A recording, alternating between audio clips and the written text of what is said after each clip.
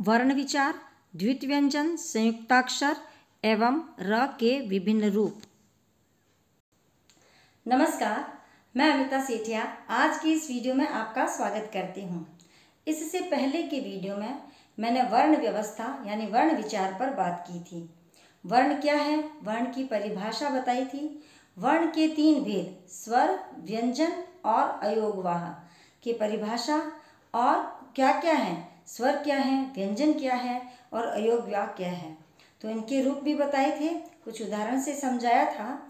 आज के इस वीडियो में मैं आपको संयुक्ताक्षर, द्वित व्यंजन और र के विभिन्न रूप यानी र हम लिखते हैं, कहाँ रेफ र होता है, कहाँ पदेन र होता है, इसके बारे में बात करेंगे। तो चलिए समझते हैं आज द्वित व्यंजन, संयुक्ताक्षर और र के विभिन्न रूपों के बारे में। तो आइए पहले हम बात करते हैं द्वित व्यंजन की।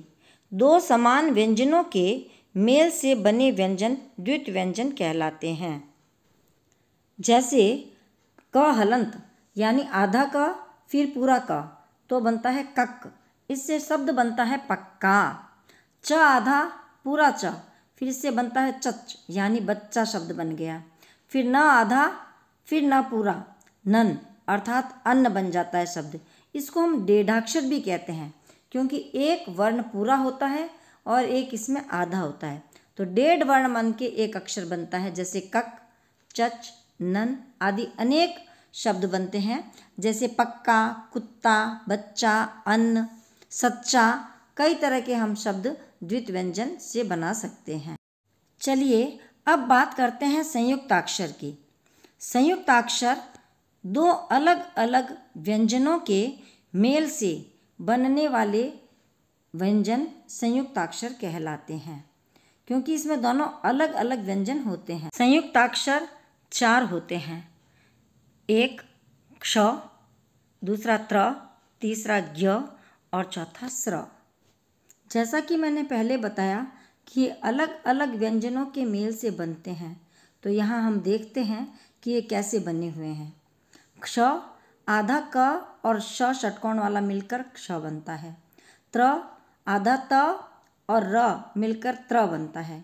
ज्ञ ज और य मिलकर ज्ञ बनता है और ऐसे ही आधा श और र मिलकर स्र बनता है।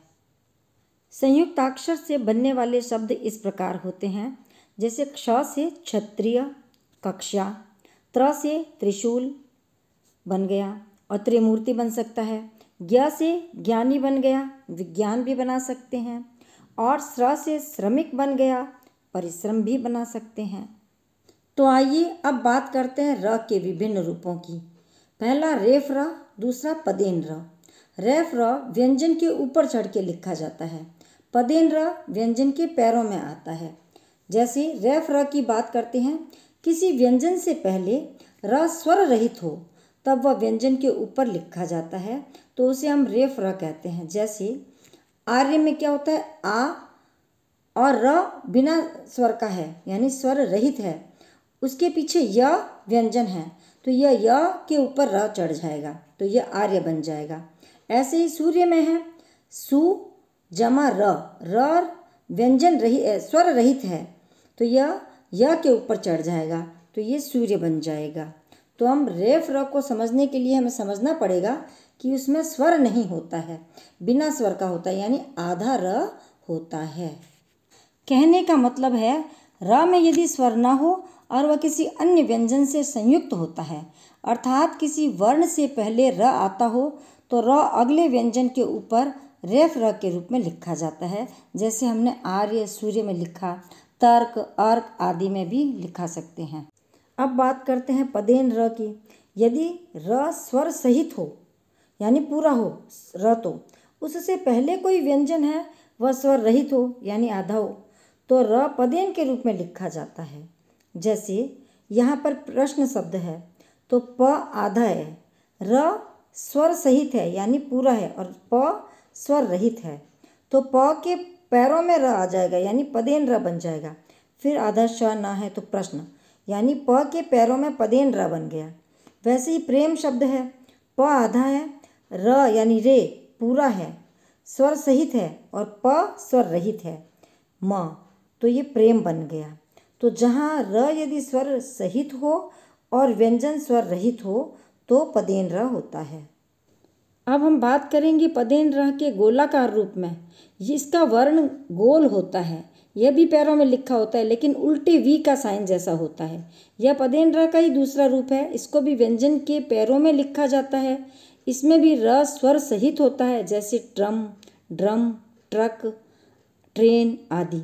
इनमें सब में ट ड ये गोल हैं। चौथा जो मैंने बताया इसमें क्रम है, क गोल नहीं है, इसलिए पदेन रह की तरह लिखा गया है। और जो ट्रेन, ड्रम, ट्रक है इसमें उल्टे वी की तरह र आया है।